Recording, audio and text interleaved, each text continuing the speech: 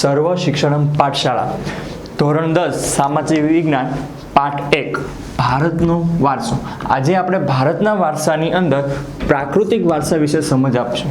એટલે કે વારસાના બે પ્રકાર છે, પ્રાકૃતિક વારસો અને સાંસ્કૃતિક વારસો। એમાં આજ પ્રાકૃતિક વારસા વિશે આની અંદર સવાલ પૂછાઈ શકે કે ભારતના પ્રાકૃતિક વારસા વિશે સમજ આપો, અથવા એના કોઈ ભાગ છે, એના જે માહિતી છે, ભૂમિ પ્રદેશ છે, જંગલો છે, એના વિશેથી કોઈ પણ એકની વિશે માહિતી પૂછાઈ શકે છે। પ્રકૃતિ, પર્યાવરણ અને માનવ જીવન વચ્ચેના નિકટતમ સંબંધોનું પરિણામ એટલે કે પ્રાકૃતિક વારસો। પ્રકૃતિ એટલે કે કુદરતી દેન, જે આપણને ખબર છે, જંગલો, ભૂમિ, પર્યાવરણની અંદર તો આપણે અને આપણી આજુબાજુનું સર્વત્ર, અને માનવ જીવન, આ બધાની વચ્ચેનો જે સંબંધ છે, એટલે કે કેવો સંબંધ? નિકટતમ એટલે કે ગાઢ સંબંધ છે, તે સંબંધોનું પરિણામ એટલે કે જેને આપણે રિઝલ્ટ કહીએ એને શું કહી શકાય છે? પ્રાકૃતિક વારસો।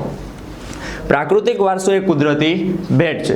પહેલા જ આપણે વાત કરેલી તે રીતે સાંસ્કૃતિક વારસો એ આપણે એમ કે પૂર્વજોની દેન છે, જ્યારે પ્રાકૃતિક વારસો છે એ આપણને કુદરત તરફથી મળેલી વસ્તુ છે, એટલે આપણે એને કુદરતી ભેટ કહીએ છીએ। વારસો વૈવિધ્યસભર છે। ભારતનો વારસો છે કે કોઈ એક જગ્યાએ સરખી જમીન આખા ભારતની અંદર જોવા નથી મળતી, કોઈ એક પ્રકારના પ્રાણી, કોઈ એક પ્રકારની વનસ્પતિ, કોઈ એક પ્રકારના જંગલો, આવી કોઈ બાબત જોવા મળતી નથી। તેથી આપણો વારસો છે એ વૈવિધ્યસભર જોવા મળે છે, એટલે કે બધી જ વસ્તુઓનો સમાવેશ આ વારસાની અંદર થાય છે। જેમ કે ઊંચા પર્વતો જોવા મળે, નદી જોવા મળે, ઝરણા, દરિયા કિનારો, મેદાન અને ખીણ પ્રદેશ તો જોવા મળે જ છે। આ ઉપરાંત વિવિધ વૃક્ષો, વનસ્પતિ, અલગ અલગ પ્રકારના જીવજંતુઓ જોવા મળે, શિયાળો, ઉનાળો, ચોમાસું જેવી મુખ્ય 3 ઋતુઓ। આ ઉપરાંત પશુ પક્ષીઓ, પ્રાણી, ભૂમિ પ્રદેશો, ખડકો અને ખનિજોનો પણ સમાવેશ ભારતના વૈવિધ્યસભર વારસાની અંદર કરવામાં આવેલો જોવા મળે છે।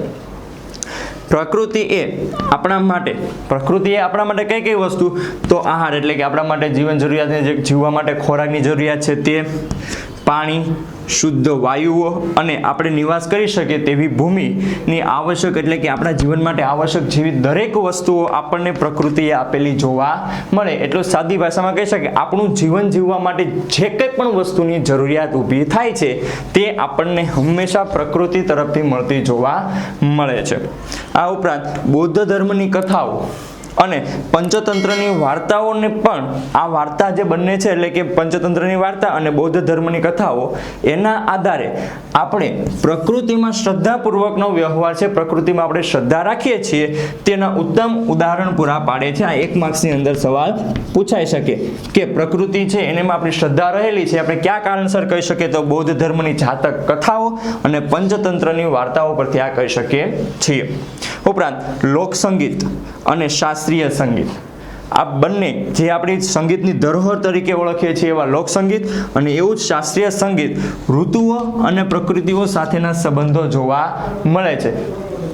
ઉપરાંત નેચરોપેથી, આયુર્વેદિક અને યુનાની જેવી ચિકિત્સા એટલે કે સાદી ભાષામાં કહીએ કે ડોક્ટરી જેવી ચિકિત્સા પ્રવૃત્તિઓ પણ પ્રકૃતિઓ પર આધાર રાખતી જોવા મળે છે। હવે પ્રકૃતિના વારસાની આ એક ટૂંકી સમજ પ્રસ્તાવના ટાઈપ કહી શકાય। એની અંદર સમાવેશ થતો પહેલો ભાગ એટલે કે ભૂમિ પ્રદેશ।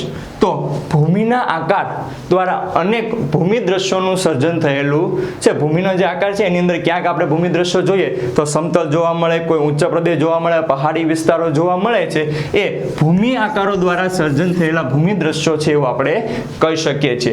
એક્ઝામ્પલ તરીકે વાત કરું તો હિમાલયના પર્વત ભૂમિ આકાર, પર્વત જે છે હિમાલયનો પર્વતનો ભૂમિ આકાર, એના વિશે હિમાલયમાં ઉપયોગી વનસ્પતિઓ જોવા મળે છે, ખનિજો મળી આવે છે, અવનવા પશુ પક્ષીઓ જોવા મળે છે, શિખર જે છે આખો બરફથી છવાયેલો આપણને જોવા મળે છે। આ હિમાલયની અંદરની વસ્તુઓનો સમાવેશ છે। તો હવે હિમાલય સાથે આપણી શ્રદ્ધાઓ કઈ રીતે છે? તો હિમાલયની અંદર અમરનાથ, બદ્રીનાથ, કેદારનાથ જેવા યાત્રાના સ્થળો ઉપરાંત નંદાદેવી જેવા શિખરોનો પણ સમાવેશ કરવામાં આવે છે। હિમાલયનું મહત્વ ભારત માટે ઘણું જોવા મળે છે, અને હિમાલયની જે આ ગિરિમાળા છે એમાં ભારતનો સૌથી ઊંચું શિખર જેનું નામ કેટુ છે, ભારતનો સૌથી ઊંચો શિખર કેટુનો પણ સમાવેશ આની અંદર કરવામાં આવ્યો છે। પ્રાકૃતિક વારસાનો બીજો પોઈન્ટ નદીઓ, એની અંદર પ્રાચીન કાળથી નદી માર્ગ પૂરો પાડે છે, એટલે કે ભારતીય જીવનને એમ કહેવાય કે એક જગ્યાએથી બીજી જગ્યાએ જવા માટે પ્રાચીન સમયથી નદી એટલે કે જળમાર્ગનો આપણે ઉપયોગ કરતા આવ્યા છીએ. ભારતીય સંસ્કૃતિ સિંધુ અને રાવી નદીના કિનારે પાલન અને પોષણ પણ પામી છે. એટલે સિંધુ ખીણ અને રાવી નદી આજે આપણી જે સંસ્કૃતિ છે તે ત્યાં પાલન અને પોષણ પામેલી જોવા મળે, એટલે કે ત્યાં જ તેનો વિકાસ થયેલો જોવા મળે છે. આ ઉપરાંત સિંધુ ગંગા યમુના કૃષ્ણા કાવેરી ગોદાવરી નર્મદા અને સરસ્વતી જેવી નદીઓએ ભારતના લોકજીવન પર ગાઢ અસર એટલે કે ઊંડી અસર જોવા મળે છે. એટલે કે આપણી સંસ્કૃતિનો ત્યાં વિકાસ થયો, એક જગ્યાએથી બીજી જગ્યાએ જવા માટે, પાણી મેળવવા માટે, જીવન જીવવા માટે દરેક જગ્યાએ નદીઓ આપણને ઉપયોગી બની છે. તેથી ભારતના લોકજીવન પર તેની ગાઢ અસર જોવા મળે છે. ઉપરાંત પીવાનું પાણી, વપરાશનું પાણી, સિંચાઈ, વીજળી, ખેતી અને જળમાર્ગ જેવી જરૂરિયાતો સંતોષવા માટે કેવી જરૂરિયાતો, જો પીવાનું પાણી, વપરાશનું પાણી, સિંચાઈ, વીજળી, ખેતી અને જળમાર્ગ જેવી દરેક જરૂરિયાતો સંતોષવા માટે આપણા જીવનની અંદર નદીઓનું અગ્રીમ એટલે કે પ્રથમ સ્થાન જોવા મળે છે. આ ઉપરાંત માટીના વાસણો બનાવવા, મકાનનું બાંધકામ કરવા, લીપણ એટલે કે મકાનની આજુબાજુ આપણે કઈ સાદી ભાષામાં તો પ્લાસ્ટર, પરંતુ છાણ અને માટી દ્વારા કરવામાં આવતું. અને ઉદ્યોગના વિકાસ માટે પણ નદી ઉપર આપણે આધારિત રહેવું પડે છે. ઉપરાંત નદી ભારતીય જીવનને સમૃદ્ધ બનાવે છે, કારણ કે ભારતના જીવન વરસાદ આધારિત ખેતી છે. ઉપરાંત જો પાણીની જરૂરિયાત છે, સિંચાઈની જરૂરિયાત છે, મકાન, આ તે દરેક જગ્યાએ આપણને પાણી ઉપયોગી છે. તેથી કહી શકાય કે નદી ભારતીય જીવનને સમૃદ્ધ બનાવે છે.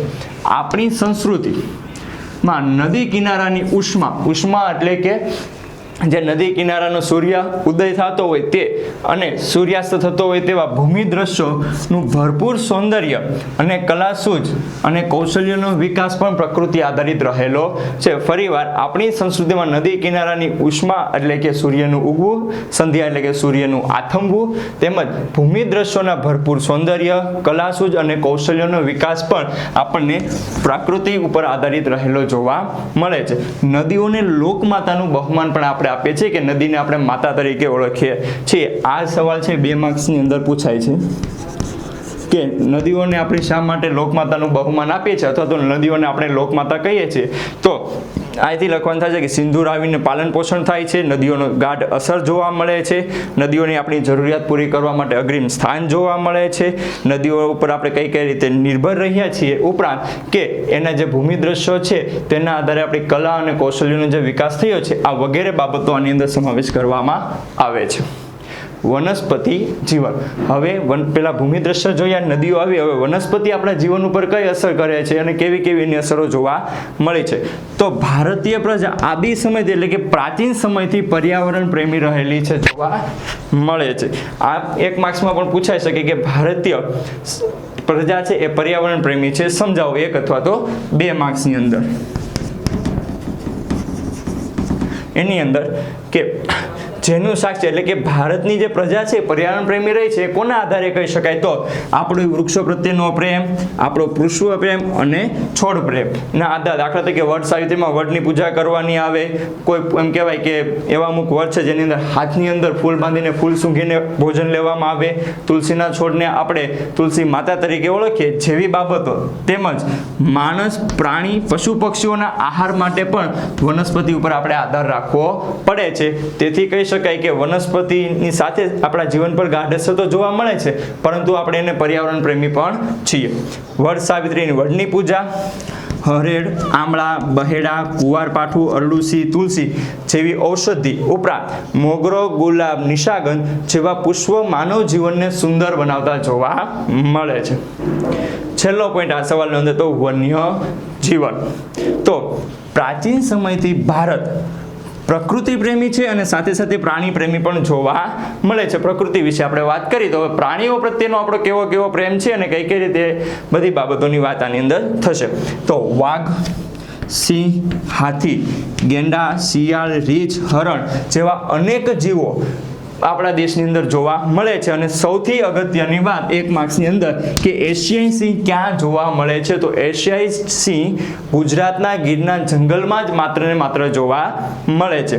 આ ઉપરાંત વાઘ, મોર, ગરુડ, મગર જેવી દેવી દેવતાઓના વાહન માની અને આપણે પ્રાણીઓમાં પણ શ્રદ્ધાનું આસ્થા જોવા મળે છે. એટલે પ્રાણીઓ પ્રત્યે પણ આપણામાં શ્રદ્ધા અને આસ્થા છે, કારણ કે આપણે વાઘ, મોર, ગરુડ, મગર જેવા દેવી દેવતાઓના વાહન તરીકે આપણે માની અને એની પૂજા પણ કરીએ છીએ. ભારતની રાષ્ટ્રીય મુદ્રામાં 4 સિંહ, ઘોડા, હાથી, બળદની આકૃતિઓ જોવા મળે છે. આ પણ સવાલ 1 માર્ક્સ ની અંદર ફરીવાર રાષ્ટ્રીય મુદ્રામાં 4 સિંહ, ઘોડા, હાથી, બળદની આકૃતિ જોવા મળે છે. ઉપરાંત વન્ય જીવનના રક્ષણ માટે ભારત સરકાર દ્વારા અનેક પ્રકારના કાયદાઓ ઘડવામાં આવેલા છે. અભયારણ્ય અને રાષ્ટ્રીય ઉદ્યાન, જીવારક્ષિત ક્ષેત્ર જેવા ક્ષેત્રોનો પણ સમાવેશ કરવામાં આવેલો છે. જો વિદ્યાર્થી મિત્રો આ સવાલની અંદર કોઈ પણ પ્રકારની સવાલ હોય તમારે તો તમે કોમેન્ટની અંદર જણાવશો, જેના નેક્સ્ટ લેક્ચરની અંદર તમને એના વિશે વિગતે માહિતી આપવામાં આવશે. અસ્તુ, જય ભારત.